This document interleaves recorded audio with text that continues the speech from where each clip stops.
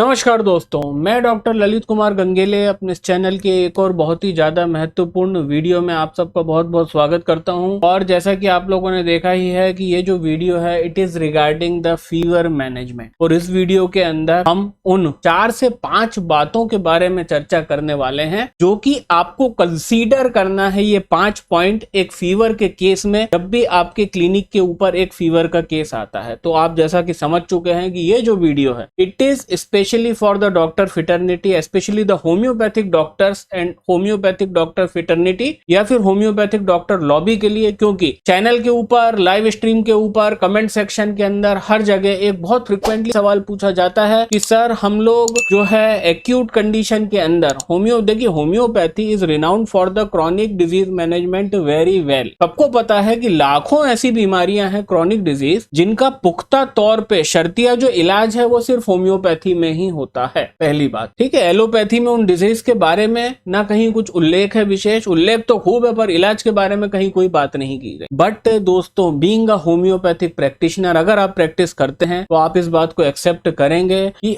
Acute disease के अंदर एक आम आदमी इस बात को अच्छे से नहीं जानता है कि होम्योपैथी कितनी कारगर साबित हो सकती। और यही कारण है कि डॉक्टर्स बोलते हैं कि सर क्रॉनिक डिजीज का धंधा तो बड़ा अच्छा चल रहा है पर हमसे फीवर मैनेज नहीं होता। जब हमारे पास फीवर का केस आता है हम उसको प्रॉपरली डायग्नोस नहीं कर पाते। मेरे को बहुत स्पेशल कमेंट्स आते हैं इस रिगार्डिंग डॉक्टर्स के मेरे पूरे चैनल के ऊपर अलग अलग वीडियोस में कि सर फीवर मैनेजमेंट के लिए आप कुछ टिप्स दीजिए, कुछ आप ऐसा बताइए कि जब फीवर का केस आए तो फीवर के केस में हम कभी गलती ना करें। तो दोस्तों आज उसी को लेके 4 से 5 पॉइंट, अब ये 4 होंगे, 5 होंगे या 6 होंगे या आगे पता चलेगा, कुछ मैं आपको पॉइंट्स बताऊंगा जो आपको कंसीडर करना है हमेशा एक फीवर के केस में, कि जब भी तुम्हारे पास फीवर का केस आएगा आपको ये पॉइंट जरूर कंसीडर करना है। वो पॉइंट क्या है? सबसे पहला जो पॉइंट है कि what is the temperature of the patient. आप ये सबसे इंपॉर्टेंटली समझ लेना, ठीक है, कि आपको एग्जैक्ट टेम्परेचर का आइडिया होना चाहिए कि टेम्परेचर क्या था जब इस व्यक्ति को, जब ये मेरा पेशेंट जो मेरे सामने बैठा है, जब इसको फीवर आया, माफ कीजिएगा, तो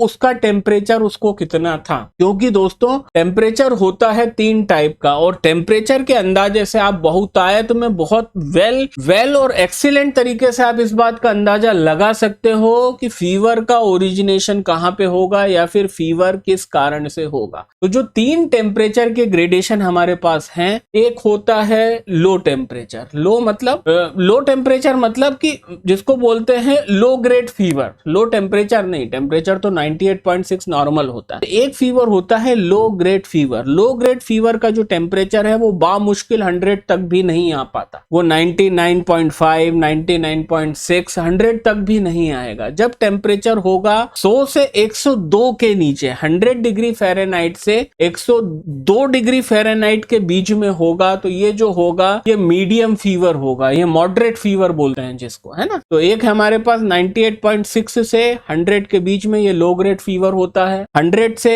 102 के बीच में ये मॉडरेट फीवर होता है। और दोस्तों 102 से ऊपर के बाद 102 से लेकर के 106 डिग्री फ़ारेनहाइट तक जो टेम्परेचर होता है वो टेम्परेचर होता है हाई ग्रेड फीवर का। अब इसके कुछ एग्जांपल देता हूं कि जो हम लोगों को जनरली जो खांसी सर्दी के साथ फीवर होता है उसमें 100 भी टच नहीं करता। तो ये जो एग्जांपल है, ये लो ग्रेड फीवर कहां पे पाया जाता है भैया? कॉमन कफ एंड कोल्ड, जो सीजनल सर्दी पड़ती है, सर्दी में हम लोगों को छींके वीके आने लगती है, नाक बहने लगती है, खांसी हो जाती है, वहां पे होगा। जो मॉडरेट टेम्परेचर होता है, जो मॉडरेट टेम्परेचर जो होगा वो मंझोले बुखारों के लिए होगा। जैसे मलेरिया में भी बहुत मॉडरेट टेम्परेचर रहता है, ऐसा कोई बहुत दंत तूफान जब तक बहुत सेप्टिसेमिया नहीं हो वो नहीं होता। तो मलेरिया हो गया, चिकनगुनिया हो गया, इनिशियल फेज ऑफ डेंगू हो गया, तो ये सब मॉडरेट फीवर के साथ आता है। और दोस्तों जो टाइफाइड जैसा फीवर होता है जहां पे भयंकर सेप्टिसेमिया है, ऐसे बहुत सारे सेप्टिक फीवर होते हैं, ठीक है, जहां पे डिसऑर्गेनाइजेशन ब्लड होता है वगैरह वगैरह, तो दोस्तों वहां पे जो फीवर होगा ना वो बहुत हाई ग्रेड होगा, वो 102 डिग्री फ़ारेनहाइट से 104, 105 तक हो सकता। तो पहला पॉइंट जो कंसीडर करना है, what is the temperature of the patient. अगर टेम्परेचर लो ग्रेड फीवर है तो मतलब देखो टेम्परेचर से सीधा सीधा एक ही कंक्लूजन निकलता है, जितना ज्यादा बॉडी के अंदर इन्फेक्शन होगा टेम्परेचर उतना ज्यादा होगा। बस it is as simple as that कि अगर आपको बहुत हाई ग्रेड का फीवर है तो आपको ये उच्चे टुच्चे बुखारों के लिए सर्च नहीं करना है। अगर टेम्परेचर बहुत ज्यादा है तो इट इज अंडरस्टूड कि patient is under the some sort of infection, patient is under some sort of the septicaemia. तो ये इतना सिंपल है। अगर लो ग्रेड फीवर है मतलब बॉडी में इन्फेक्शन कम है, और अगर हाई ग्रेड फीवर है तो इन्फेक्शन बहुत ज्यादा है। Second point to be considered, ये आपको जो सेकंड पॉइंट कंसीडर करना है कि आपको एक पैनी नजर रखनी है चिल के ऊपर कि whether the fever was associated with chill और नॉट, कि जो फीवर था वो ठंड के साथ एसोसिएटेड था कि नहीं था। तो दोस्तों जिस तरह से, सबसे पहले तो ये बात बता दूं कि चिल का कोई भी मलेरिया के साथ लेना देना नहीं है, और एग्जैक्टली डॉक्टर लॉबी के अंदर मैं वो टाइम नहीं समझ पा रहा हूं कि ये जहां से ये बकवास बात चालू हुई है कि जब भी एक डॉक्टर को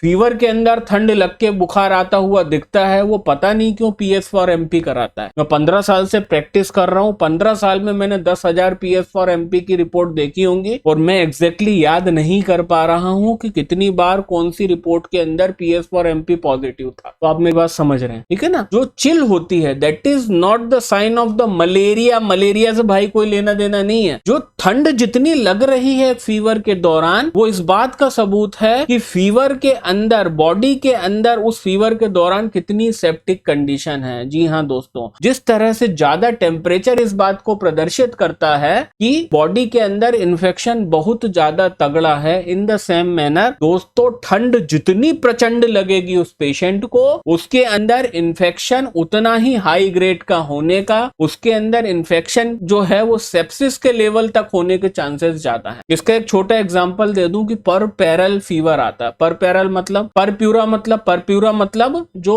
पोस्ट पार्टम पीरियड होता है, कि जब पोस्ट पार्टम मतलब महिला ने गर्भ से बच्चा दिया, उसकी डिलीवरी हुई, डिलीवरी के बाद लोचिया नाम की चीज निकलती है वजाइना से। जब यूटेरस जो है सब इन्वॉल्यूट होता है, वो यूटेरस में फैला हुआ था, बच्चा निकल गया, यूटेरस वापस श्रिंक होगा, तो एक लोचिया नाम की चीज पर वजाइना से निकलती है, एक प्रकार का डिस्चार्ज। जब लोचिया सप्रेस होता है दोस्तों that is the infective condition, और लोचिया सप्रेस होने के कारण जो फीवर आता है ना उसमें जितनी ठंड लगती है उतनी ठंड मैंने अपने पूरे कैरियर में किसी भी सीवियर इन्फेक्शन में भी नहीं दी। तो ठंड लगना is not the sign of malaria, in fact जो ठंड लगना है that is the sign of what, that is the sign of infection. कि जितनी तेज पेशेंट को चिल मतलब ठंड लगेगी फीवर के दौरान, इन्फेक्शन उतना ज्यादा तगड़ा है। तीसरा चीज, कैरेक्टराइजेशन ऑफ द फीवर, क्योंकि देखिए हमने यहाँ पे टेम्परेचर देखा, टेम्परेचर से हमको अंदाजा लगेगा कि लो ग्रेड फीवर है तो इन्फेक्शन कम है, हाई ग्रेड है तो ज्यादा है। ठंड कम लग रही है मतलब इन्फेक्शन उतना नहीं है, ठंड बहुत ज्यादा लग रही है मतलब इन्फेक्शन बहुत ज्यादा है। और जो तीसरी चीज जो हमको कंसीडर करनी है वो है हमको फीवर का कैरेक्टराइजेशन पता होना। हमको बेसिकली होम्योपैथी के अंदर नहीं, जनरल मेडिसिन का भी ये टॉपिक है, प्रैक्टिस ऑफ मेडिसिन का, कि basically there are 3 types of fever. एक होता है रिमिटेंट, एक होता है इंटरमिटेंट एंड कंटिन्यूअस। इनको अपने आप में पहचानना बहुत सिंपल है। बेसिकली हमको फर्क पता होना चाहिए कंटिन्यूअस और इंटरमिटेंट का। रिमिटेंट उतना इंपॉर्टेंट नहीं है, रिमिटेंट के अंदर कुछ समझने वाला उतना नहीं है, पर इंटरमिटेंट और कंटिन्यूअस का डिफरेंस हमको पता होना चाहिए। कंटिन्यूअस नाम से पता चल रहा है कि ऐसा बुखार जिसके अंदर टेम्परेचर ड्रॉप होगा ही नहीं, दैट इज कंटिन्यूअस फीवर। उसका एग्जांपल है सबसे बेस्ट टाइफाइड या कोई भी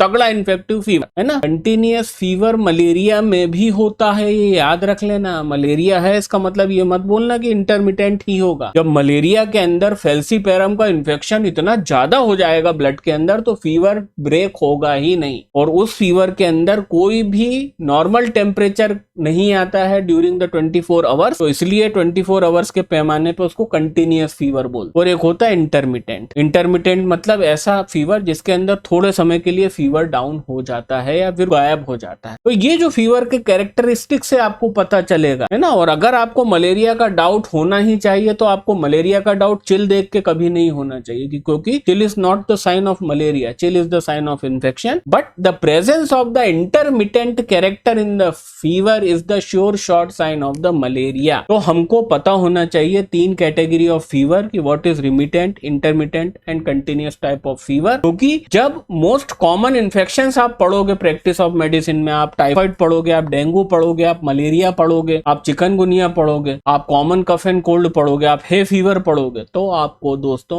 उसके अंदर नरेशन में ये लिखा हुआ मिलेगा कि भाई malaria is example of the intermittent type of the fever, typhoid is the example of the continuous type of fever, and common cough and cold associated with the fever is the example of remittent type of fever. तो जो तीसरी चीज, तीसरा point आपको पता होना चाहिए, consider आपको जो करना है, that is you should know about the characteristic of the 3 type of fever. ये 3 पॉइंट होगा। चौथा point, try to hunt a infective foci in a patient with a fever. मतलब जब तुम्हारे पास फीवर का केस आएगा तो वहां पे तुमको उस पेशेंट के अंदर इन्फेक्टिव फोकाई ढूंढने की जरूरत है। What is the infective foci? मतलब लोकल इन्फेक्शन। जैसे अभी हम ठंड में हैं, हमारे पास ज्यादातर जो फीवर के साथ केस आ रहे हैं उनमें हमको इन्फेक्टिव फोकाई मिलता है नोज, थ्रोट एंड लंग्स। या तो उनको सर्दी हो रही है या उनके गले खराब हो रहे हैं, सर्दी के साथ उनकी नाक बह रही है और उनको उसके साथ हल्की सी खांसी चल रही है। तो यहाँ पे जब मेरे को ये आदमी फीवर के साथ आता दिखेगा, मेरे को तुरंत पता है कि इसकी इन्फेक्टिव फोकाई है नाक के अंदर। सीजन देख के और मेरा प्रीवियस पिछले हफ्ते का एक्सपीरियंस कि भाई पिछले हफ्ते में मेरे पास इतने केस फीवर के आए थे, सबको सर्दी खांसी थी। तो यहाँ पे एग्जैक्टली इन्फेक्टिव फोकाई देखकर मेरे को जो मेन बात पता करनी है कि क्या अंडा पहले आया या मुर्गी। कहने का मतलब है, एक कंडीशन होती है कि कहीं इन्फेक्शन हुआ उसके साथ हल्का फीवर आया, जैसे कि ये सर्दी में हो रहा है कि सर्दी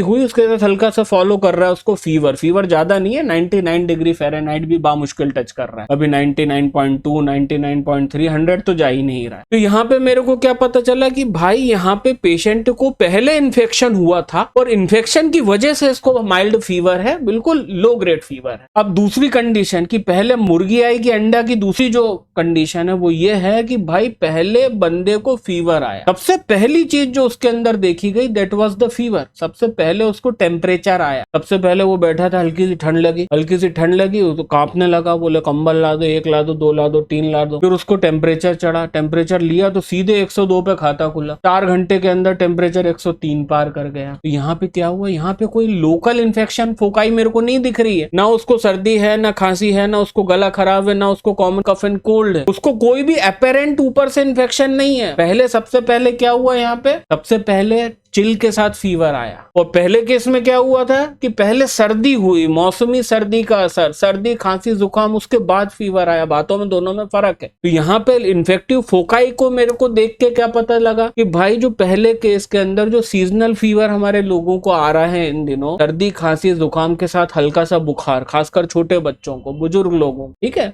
उम्र दराज लोगों को, तो यहाँ पे हमको समझ में आ रहा है कि भाई fever is not the matter. यहाँ फीवर सही करना ही नहीं है, उसका खांसी सर्दी सही कर देंगे, उसका फीवर अपने आप चला जाएगा। But in the second case में क्योंकि कोई लोकल इन्फेक्शन नहीं है, तो मेरे को ये सीधे सीधे समझने की जरूरत है कि बाबा कोई ना कोई ब्लड में लोचा है, या तो इसको टाइफाइड है या तो इसको डेंगू है, क्योंकि इसके सिम्टम्स ही बता रहे हैं कि हमको लोकल इन्फेक्शन ब्लड में, मतलब ऊपर से कोई लोकल इन्फेक्शन नहीं दिख रहा है। इसको कल तक भूख लग रही थी, इसको कल तक सूसो अच्छी हो रही थी, इसको पॉटी हो रही थी, ये सब कुछ बढ़िया कर रहा था। इसकी जो हालत खराब हुई वो 1.5 से 2 घंटे में हुई। 1.5 घंटे में इसको ठंड भी लगी, इसको बहुत तेज ठंड लगी, इसको 103 के आसपास का डिग्री का टेम्परेचर है, इसको हाथ पैरों में दर्द है, इसको बदन में दर्द हो रहा है। तो यहाँ पे मेरे को समझ में आ रहा है कि यहाँ पे high grade fever associated with no local infection का मतलब है या तो ये मलेरिया है, क्योंकि malaria is the infection in the blood. हमेशा याद रखो, इसको ब्लड में इन्फेक्शन है, बस मैं इतना जानता हूं। या तो इसको टाइफाइड है, वो भी ब्लड में जो इन्फेक्शन होता है उसकी वजह से, और या तो फिर इसको डेंगू है, और या तो इसको चिकनगुनिया है। क्योंकि दोस्तों इन चारों केस के अंदर कोई भी लोकल इन्फेक्टिव फोकाई नहीं होती है, वहां पे सिर्फ डायरेक्ट ब्लड के अंदर पहले सेप्टिक कंडीशन, कंटेमिनेशन होता है, और तभी ऐसा फीवर आता है जिसके अंदर कोई लोकल साइन ऑफ इन्फ्लेमेशन नहीं है, कोई लोकल साइट ऑफ इन्फ्लेमेशन नहीं है जिसको मैं श्रेय दे सकूं इस फीवर के फिनोमिना का। तो दोस्तों ये है मेन वो 4 पॉइंट जो आपको अपनी क्लिनिक में कंसीडर करना है जब आपके पास पेशेंट आता है। पहली चीज, उसका टेम्परेचर कितना है, लो ग्रेड फीवर है, मॉडरेट फीवर है या हाई ग्रेड फीवर है। दूसरी चीज, मैं एक बार रिवाइज कर दे रहा हूं, दूसरी चीज, उसको